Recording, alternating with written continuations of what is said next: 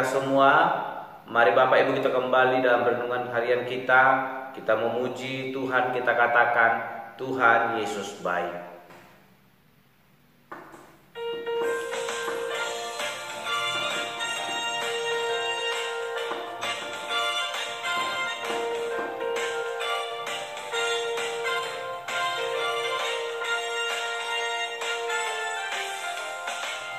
Tiada berkesudahan kasih setiamu Tuhan, selalu baru rahmat-Mu bagiku. Hari berganti hari, tetap kulihat kasih-Mu, tak pernah berakhir di hidupku. Tuhan Yesus baik, sungguh amat baik, untuk selama-lamanya. Tuhan Yesus baik, Tuhan Yesus baik, sungguh amat baik, untuk selama-lamanya. Tuhan Yesus baik. Amin. Mari Bapak Ibu, kita membuka Alkitab kita dari Injil Markus pasal yang ke-14 ayat ke-32 sampai dengan yang ke-42. Demikianlah firman Tuhan dengan perikop di Taman Getsemani. Lalu sampailah Yesus dan murid-muridnya ke suatu tempat yang bernama Getsemani. Kata Yesus kepada murid-muridnya, "Duduklah di sini sementara aku berdoa." Dan ia membawa Petrus, Yakobus dan Yohanes sertanya. Ia sangat takut dan gentar. Lalu katanya kepada mereka, "Hatiku sangat sedih seperti mau mati rasanya. Tinggallah di sini dan berjaga-jagalah." Ia maju sedikit merebahkan diri ke tanah dan berdoa supaya kiranya mungkin saat itu lalu daripadanya. Katanya, "Ya Bapa, tidak ada yang mustahil bagimu. Ambillah cawan ini daripadaku, tetapi janganlah apa yang aku kehendaki, melainkan apa yang Engkau kehendaki."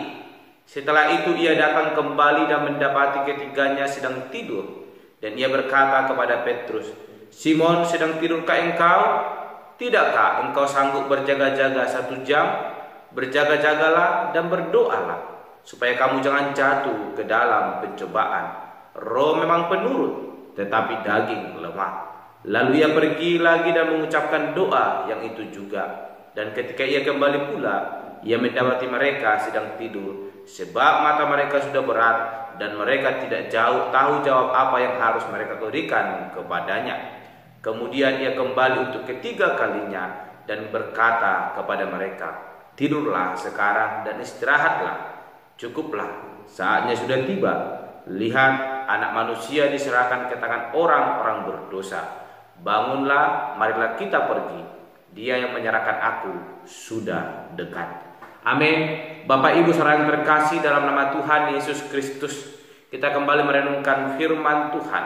Bagaimana saat tiba waktunya Yesus akan diserahkan dan akan disiksa dan akan mengalami penderitaan. Dan kita melihat inilah suatu kejadian di mana Yesus sedang berdoa di Taman Getsemani. 3 kali Yesus pergi berdoa kepada Allah Bapa.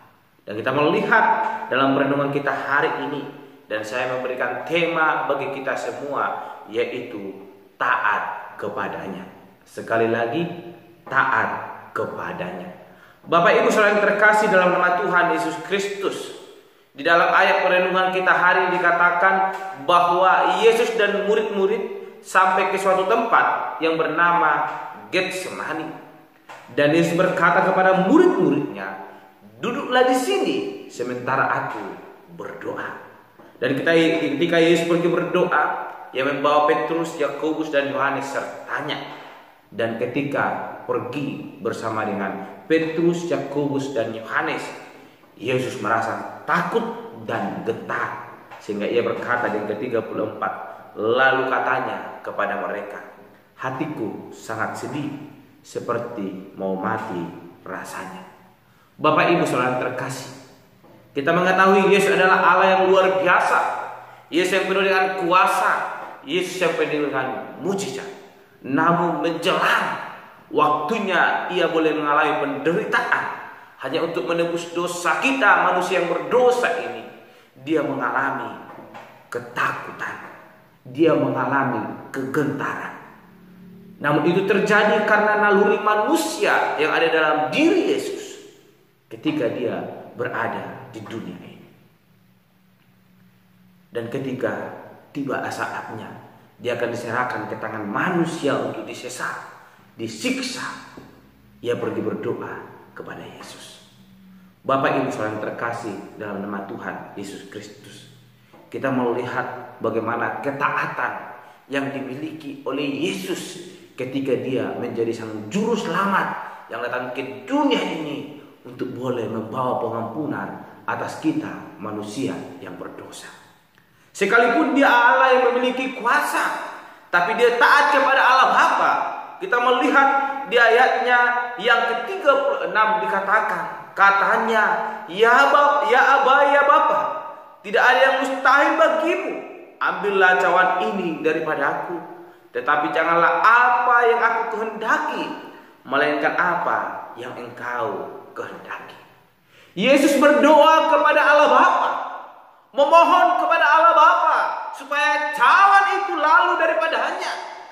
Tetapi Yesus berkata, jadilah kehendak Allah Bapa. Ini membuktikan ketaatan daripada Yesus Kristus, adanya kerendahan hati pada Yesus Kristus. Tidak ada kesombongan, yang adalah hati yang mau taat kepada Allah Bapa, sehingga dia berkata, jadilah kehendakmu, bukan kehendak Yesus. Karena Yesus datang ke dunia ini akan mengalami penderitaan itu hanya untuk menebus saya dan Bapak Ibu Saudara dari keberdosaan yang kita lakukan. Bapak Ibu Saudara yang terkasih dalam nama Tuhan Yesus Kristus, Yesus tidak menolak apa yang akan terjadi dalam dirinya, namun dia memohon supaya cawan itu lalu daripadanya. Namun itu tidak membuat Yesus tidak taat kepada Allah Bapa, tetapi dia berkata, jadilah kehendakmu. Ketika Yesus selesai berdoa, ketika Yesus menyampaikan pergumulannya di Taman Getsemani kepada Allah Bapa, kita melihat pada hakikatnya bahwa Yesus taat dan tunduk kepada Allah Bapa. Namun kita melihat bagaimana murid-murid ketika Yesus berkata kepada mereka supaya mereka tinggal sebentar menunggu Yesus dan berjaga-jaga.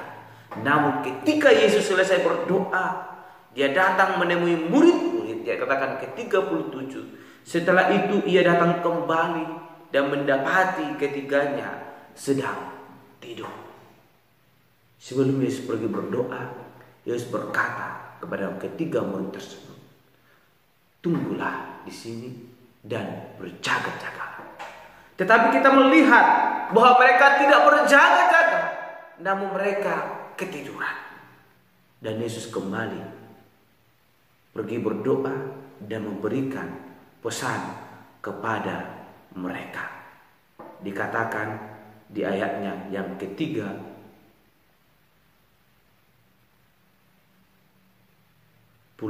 setelah itu ia datang kembali dan mendapati ketiganya sedang tidur. Dan ia berkata kepada Petrus, Simon, sedang tidurkah engkau? Tidakkah engkau sanggup berjaga-jaga 1 jam? Dilanjutkan ke-38, berjaga-jagalah dan berdoalah supaya kamu jangan jatuh ke dalam pencobaan. Roh memang penurut, tetapi daging lemah. Setelah Yesus berkata demikian, Yesus kembali lagi pergi berdoa dan mengucapkan doa yang itu juga. Yesus memohon supaya cawan itu lalu daripadanya. Namun Yesus berkata, jadilah kehendak.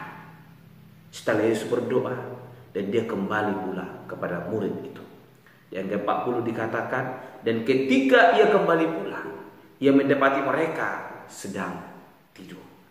Bapak Ibu saudara terkasih, di sini kita melihat bahwa para murid tidak taat akan apa yang disampaikan oleh Yesus.